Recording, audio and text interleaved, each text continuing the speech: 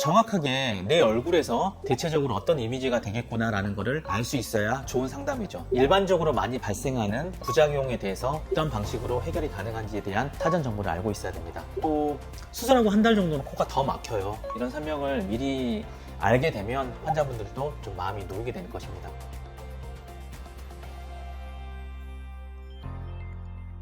안녕하세요. 아름다운 코, 숨쉬는 자유, 바로코 대표원장 김준입니다.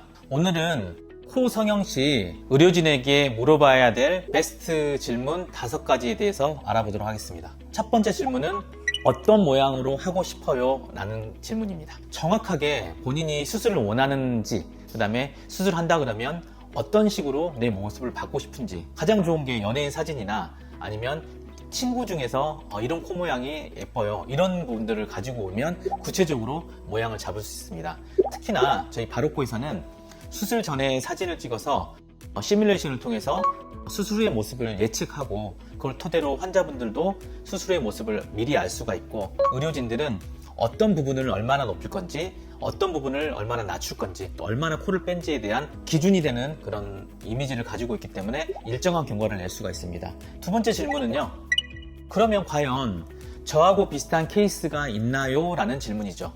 정확하게 내 얼굴에서 어떤 모양으로 바뀐 거를, 케이스를, 대체적으로 어떤 이미지가 되겠구나 라는 거를 알 수 있어야 좋은 상담이죠. 예를 들면 복코가 심해서 코가 두꺼운 경우에는 코를 길게 뺄 수가 없으니까 조금 짧고 단정하게 가자. 코가 굉장히 긴 사람들은 코를 더 화려하고 더 길게 빼기보다는 단정하고 짧고 조금 더 자연스럽게 가자.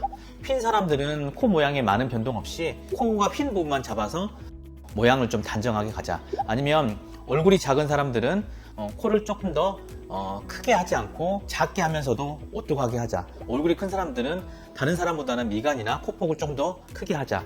이런 거에 대한 전후 사진을 충분히 보는 게 중요합니다. 세 번째 질문은 과연 어떤 재료를 사용해서 어떻게 제 코 성형을 하실 건가요? 라는 질문입니다. 예를 들면 매부리 코가 오면 환자분은 코가 워낙 높고 코끝이 많이 처져 있기 때문에 매부리를 살짝만 다듬어주고 코끝 위주로 갑시다.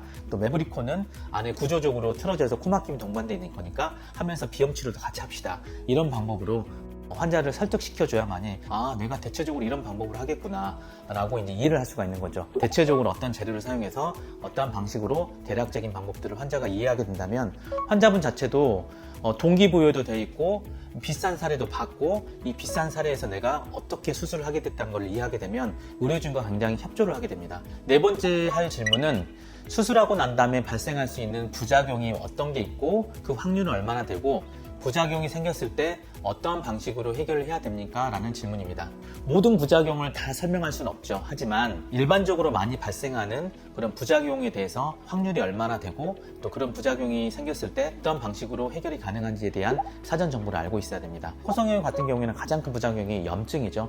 염증, 또 두 번째로는 기능적이거나 미용적으로 불만족, 이런 부작용 부분들이 가장 크기 때문에 이런 부작용이 발생할 확률은 얼마나 되고, 그런 부작용이 발생했었을 때 치유되는 과정들이 어떠한 게 있고, 또 이걸 어떻게 해결하고 그런 방법들은 또 어떤 게 있는지, 또 염증이 생긴다 그러면 그 퍼센티지는 얼마나 되는지, 이러한 부분에 대해서 의료진과 충분히 상담을 해야 됩니다. 마지막 5번째로 해야 될 질문은 수술한 이후에 붓기는 어느 정도 되면 빠지고 일상생활은 어느 정도 이후에 가능하고, 몇 달 또 몇 년이 지난 다음에 또 다른 문제들이 발생했었을 때 어떤 식으로 이 병원에서 관리를 해주는지, 이러한 거에 대한 질문이 필요합니다.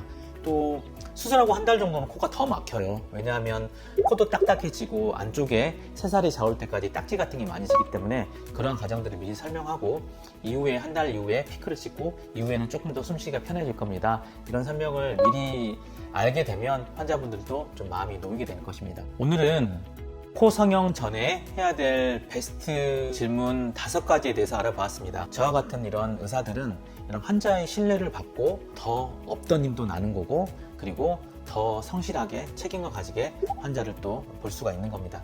이런 좋은 질문을 가지고 의료진과 충분하게 상담을 나눌 것을 권합니다. 이상 아름다운 코, 숨쉬는 자유, 바로코 대표원장 김준이었습니다.